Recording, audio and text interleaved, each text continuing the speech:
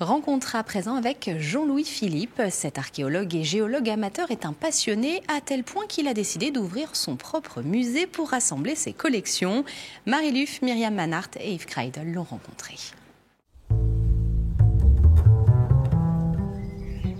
Jean-Louis est un explorateur. Il sonde le sol à la recherche de cailloux. Des fossiles qui racontent l'histoire de notre monde. Son terrain de jeu, Folquemont et ses alentours. Subitement, sur quelques arbres, j'ai trouvé plein de trucs qui n'étaient pas naturels. Et c'est comme ça que l'histoire a commencé il y a 55 ans.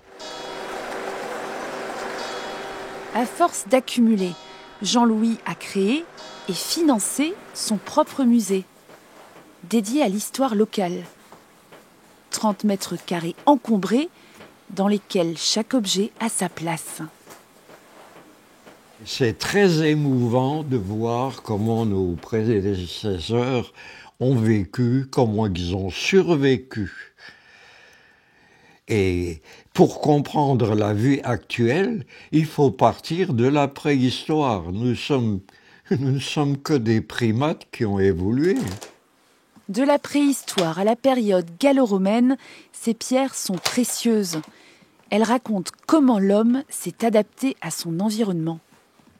Ils utilisaient une technique tout à fait particulière, c'est la technique de l'enclume. Vous voyez, il y a des points de percussion là, il y en a d'autres ici. Ça se posait comme ça.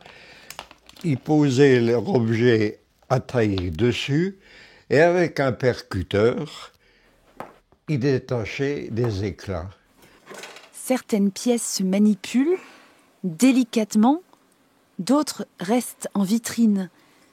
Comme ce silex de Muschelkalk, vieux de 220 millions d'années. Des découvertes qu'il a également couchées sur papier. Initiation à la préhistoire locale. Déjà 4 ouvrages à son actif. On a l'impression de servir à quelque chose. Il faut que tout le monde puisse échanger l'un avec l'autre. Moi, j'ai trouvé ça, toi, tu as trouvé ça. Il y a des similitudes.